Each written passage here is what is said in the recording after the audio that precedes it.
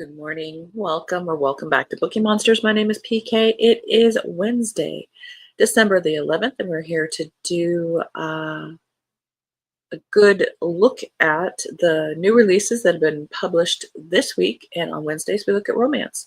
Every day of the week, Monday through Friday, we look at a different genre that has been published this week and this week only. And you don't have to get up early to watch it if you don't want to. I do repost this, so you've got opportunities to look at it later. Quick announcements. I don't have any sprints tonight. I don't do them on Wednesday nights, but I do have the Advent Calendar bedtime story, reading the book Christmas at Glitter Peak Park by Kirsty Herland Johnson. I think that it's Herland, if I remember. We're trying. And tonight being the 11th of December, we are reading chapter 11.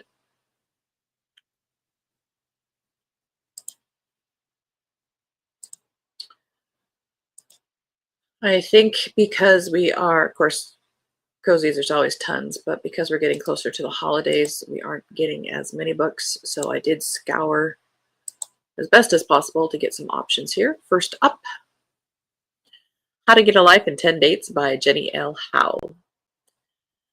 Dating as a plus-size woman has been exhausting for Haley Berkshire. Sure, she's only 25, but she's been doing it for a decade, and she's beginning to think it's time for a sabbatical.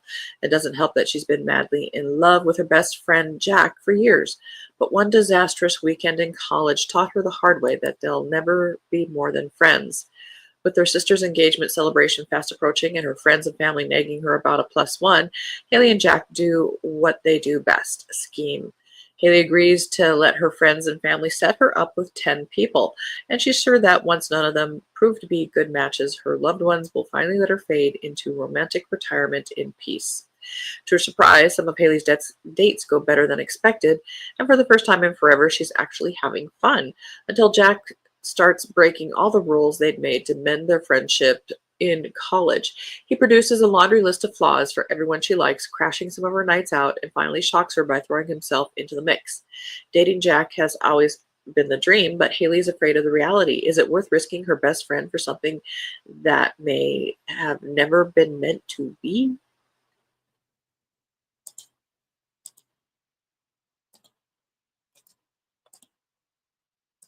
And this one's kind of different. It says a darkly funny romance with a touch of Jewish mythology. I made it out of clay, which of course means that there's going to be a golem here. This is by Beth Kander. Nothing going well for Eve. She's single, turning 40, stressed at work, and anxious about a recent series of increasingly creepy incidents. Most devastatingly, her beloved father died last year, and her family still won't acknowledge their sorrow. With her younger sister's wedding rapidly approaching, Eve is on the verge of panic. She can't bear to attend the event alone. That's when she recalls a strange story her Yiddish grandmother once told her about a protector forged of desperation, and Eve, to her own shock, manages to create a golem. At first, everything seems great. The golem is indeed protective and also attractive, but when they head out to a rural summer camp for the family wedding, Eve's light-hearted rom-com fantasy swiftly mudslides into something much darker. With moments of moodiness, fierce love, and unexpected laughter, this book will make you see monsters everywhere. Except it is billed as a romance.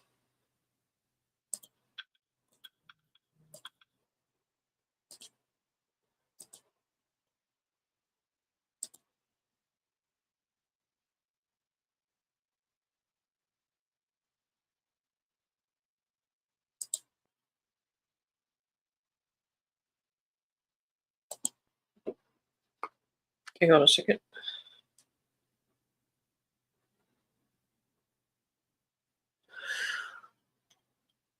All right. Not in My Book by Katie Holt. Rosie, an idealistic and passionate Peruvian American, leaves her Tennessee hometown to pursue her dream of making it in New York as a writer. But her plan is derailed when she ends up in class with her arch-nemesis and ex-crush, Aiden Huntington, an obnoxious, surly, and gorgeous literary fiction writer who doesn't have much patience for the romance genre or for Rosie. Rosie and Aiden regularly go to verbal battle in workshop until the professor reaches her breaking point. She allows them to stay in her class on one condition. They must co-write a novel that blends their genres. The reluctant writing duo can't help but put pieces of themselves into their accidentally steamy novel, and their manuscript in progress provides an outlet for them to confess their feelings and explore their attraction toward each other. When Rosie and Aiden find themselves competing against each other for a potentially career-changing opportunity, the flames of old rivalry reignite, and their once-in-a-lifetime love story is once again at risk of being shelved, unless they can find a way to end the book on their own terms.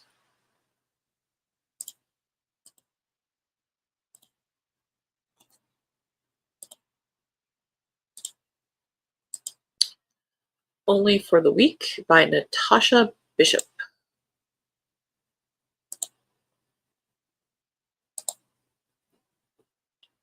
You are cordially invited to the wedding of Amory Cross and Arnold Hightower. A destination wedding in Tulum should be a breeze, but Dr. Janelle Cross, the sister bride day, I guess, and the ex-girlfriend of the groom can't catch a break. Between her maid of honor duties, her sister's bridezilla antics, and her family tiptoeing around her non-existent feelings for her ex, Janelle is desperate to let off some steam. So when the best man, Rome, proposes they give into their undeniable chemistry, Janelle agrees under one condition: their affair can only last a week. What happens in Tulum doesn't always stay in Tulum. For Rome Martin, Janelle has always been off limits. She's his best friend's ex, and Rome is nothing if not loyal, but he's never been able to get her off his mind, and now he might finally have a chance to win her over. As the wedding brings them together, every kiss, adventure, and stolen moment feels right.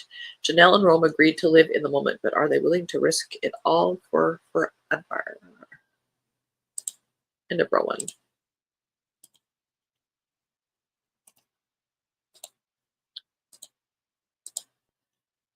When We Had Forever by Shailin Gandhi. 6 months after her husband died in a car crash, Mina Drake is still mired in a haze of grief. Well, it's only been 6 months, honey. Reminders of her years with Michael are everywhere, but beneath her heartache lies an even more painful emotion. It's a guilty suspicion she can hardly admit to anyone, even herself, that her marriage was over long before Michael's accident. They were good together once, she's sure of it, sharing a connection so deep that Mina can't understand how it unraveled. That is, until a chance discovery in her husband's office and the reappearance of Michael's estranged brother Grayson, a notorious bad boy photographer, awakens her to possible answers. More shocking still is the pull Mina feels to tattooed, scarred Grayson, who's nothing at all like the man she married. But as feelings stir to life again, so do secrets, changing everything she thought she knew about her marriage and about the risks and rewards of loving with no limits.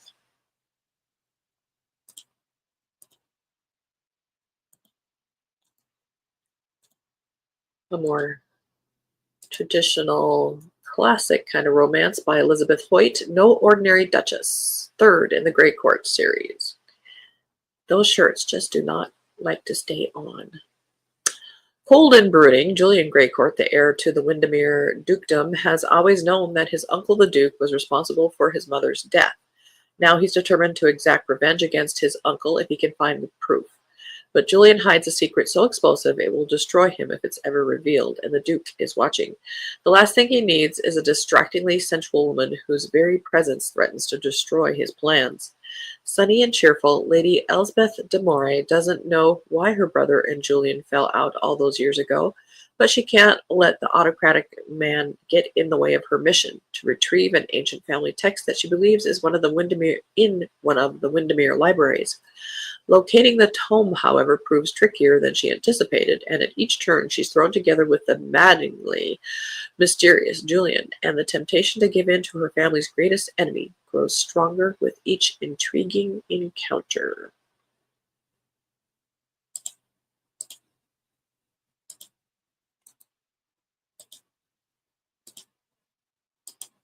Flirting with Alaska, Moose Falls, Alaska, Book 2 by Belle Calhoun. Caleb Stone isn't ready to give up his Hollywood dreams, but after a disastrous run on a reality dating show paints him as an unapologetic player Caleb needs a little time and space to regroup. Luckily, his hometown of Moose Falls, Alaska has both, plus a job helping his brothers run Yukon Cider. Even dialed downs, Caleb's flirtatious vibes are a hit at work, except for one woman who seems completely, totally, frustratingly immune to his charms, the gorgeous new photographer for Yukon Cider's upcoming ad campaign. Single mom Sophia Brand isn't made of ice. Resisting Caleb's devilishly sexy grin is hard, especially when it's so often directed her way. It's just that she's been burned by handsome smiles before. Now she's focused on setting a good example for her daughter, and that means not getting sidetracked by Caleb's dazzling charisma. But as they work together on the campaign, Caleb and Sophia begin to let their guard down. Can he prove that beneath his playboy persona, Caleb is a leading man worthy of a starring role in Sophia's heart?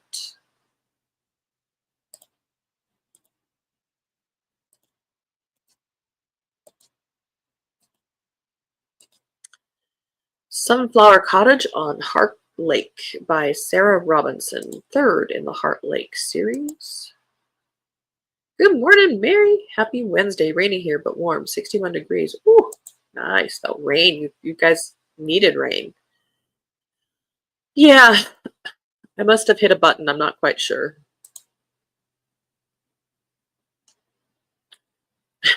Yesterday's mime show was interesting. At least the books weren't that great, so it wasn't a big deal. On the outside, Amanda Riverswood has it all. A fun career in interior design, a lakeside cottage in her Michigan hometown, and a close-knit group of friends. But she's 32 years old and has never had a boyfriend. So this summer, Amanda decides she's going to go on a bunch of blind dates. Dominic Gage was a star baseball pitcher until a detached retina sent him into early retirement. Not long afterward, his wife walked out of their marriage. Now, at an all-time low, he's learning to settle into his new life in the small town of Heart Lake. When Dom accidentally damages Amanda's dock and offers to fix it, he gets into a habit of eavesdropping on her hilarious series of dates. As they bond over late-night laughter and conversations, it's not long before there's more than friendship between them. Could a casual fling between neighbors be what they both need to get over their issues?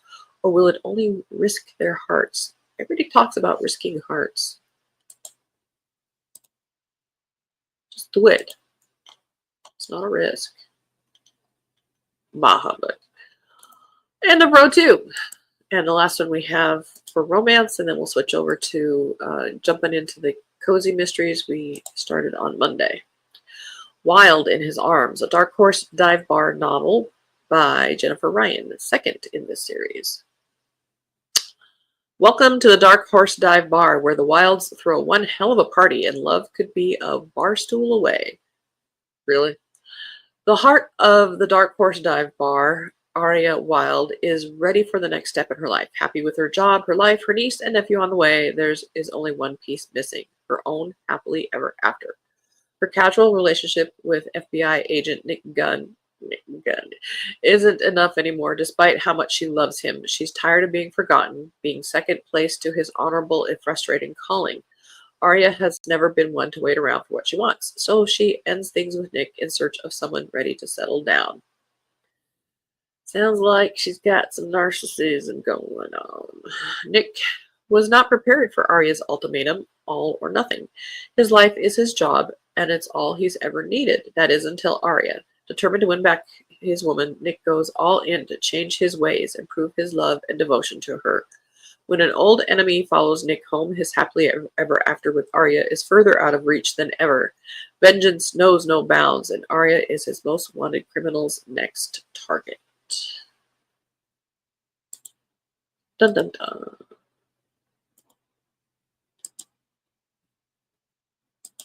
Slim pickings. Indeed. We're getting closer to the holiday, that's my theory.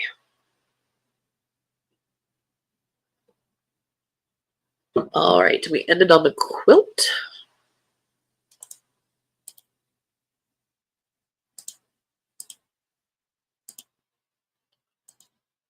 A Killer Booking by Ryan Hoffman, 5th in a Riley Morgan mystery.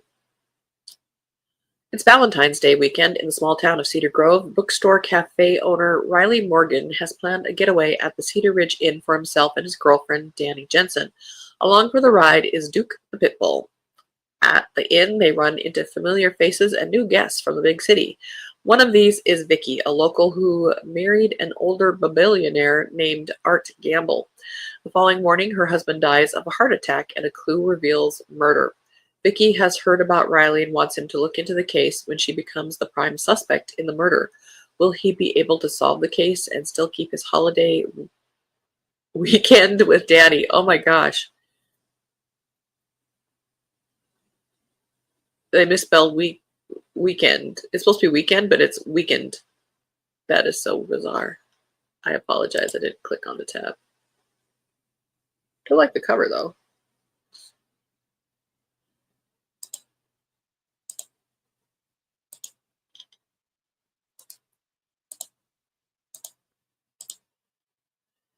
Here, ghost nothing. Sounds like a good theory. Well, you know, a lot of businesses kind of shut down for holiday stuff early. Can't do that in the service business, but here goes nothing. Salem Spirits Cozy Mysteries, book number 3 by Dina Marie, third of 4. Clara Kelly is eager to spread the word about her new bed and breakfast. When an influencer comes to Salem looking for businesses to sponsor his latest stunt, it seems like the perfect opportunity. He plans to spend the night in a haunted house known to have an angry ghost roaming its halls. If he survives the wrath of the deadly specter until 7 a.m., $1 million will go to feed Salem's hungry. But when he turns up dead and the ghost is the primary suspect, thousands of Salem's neediest risk losing their free meal ticket. With the aid of the deceased ghost, Clara reluctantly delves into the mystery, learning secrets about the YouTuber's life, his posse of Gen Z pals, and the haunted house itself. As she pieces together the clues, she must navigate through a web of deception, hidden agendas, and supernatural lore. Can Clara uncover the truth behind the social media star's death, feed the famished, and protect her budding business from scandal? Sure. What is it with Rosie A. Point's books? None of them are showing up.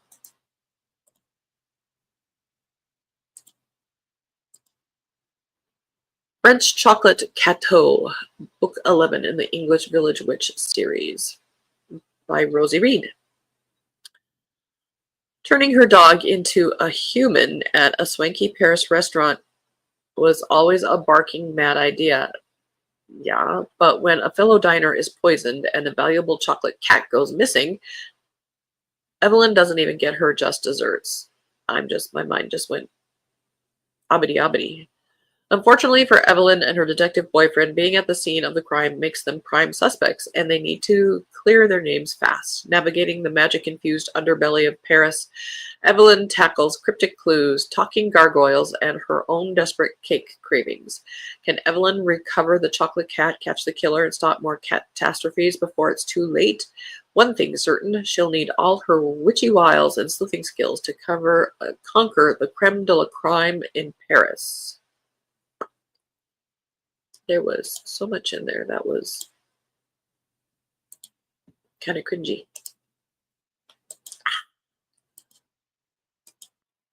There's a book for everybody.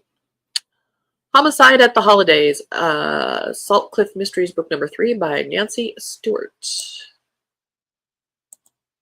But she can.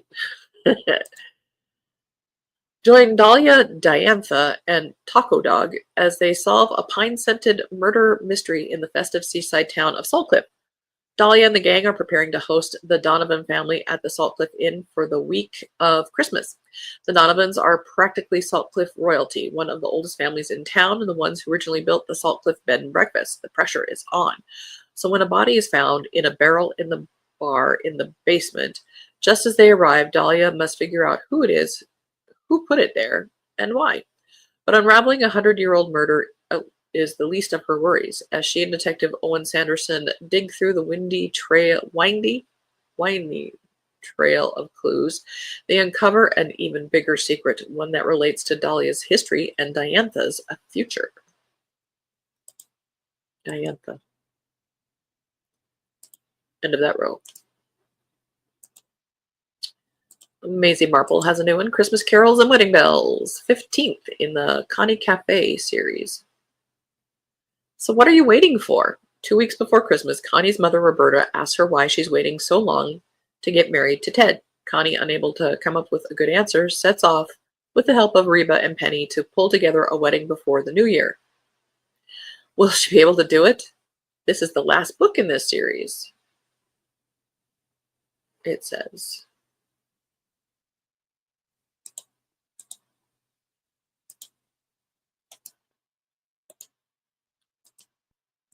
Nothing will come of nothing. A Hell Hath No Fury mystery by M. Dersham, M.A. Dersham, second in this series.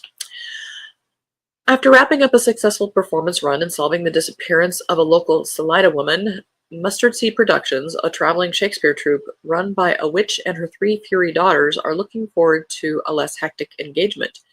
Helping an old family friend with a theater camp for students and performing evening shows of King Lear over 2 weekends at the University of Colorado at Boulder seems like the perfect ticket. But the hopes of having a relaxing routine commitment quickly shifts into a search for justice after a young heiress of a restaurant empire who had registered for the camp is found gravely injured at the bottom of a stairwell in her own home. Something is rotten in the city of Boulder. Without a body, TC and her sisters can do little to help except keep their eyes open and investigate while juggling their own performances and their obligation to the acting camp. Is the whole incident an accident, a cry for help, or a far more sinister occurrence? This has me curious. You know, my background is in theater. Huh. Might have to check that out.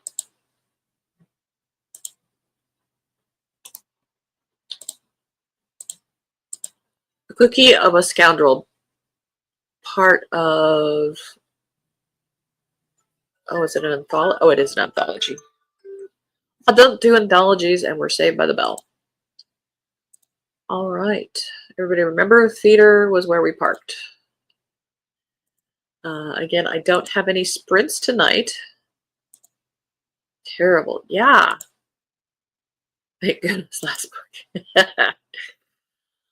I don't have any sprints tonight. I don't do them on Wednesday nights, but we do have chapter 11 of the Advent Calendar bedtime story, Christmas at Glitter Peak Lodge. And that's on my spin-off channel, Tales for Bookeemonsters. That will be at 9 p.m. Eastern Time. It only takes between 20 and 30 minutes, depending on the length of the chapter. And if you fall asleep, it's okay. It's kind of designed that way. Hope you guys have a very good Wednesday. Be safe out there. Mary, enjoy the rain. Be cozy. Be safe. And as the banner says here, don't be a bookworm. Be a bookie monster. Nom nom. Have a good day and God bless.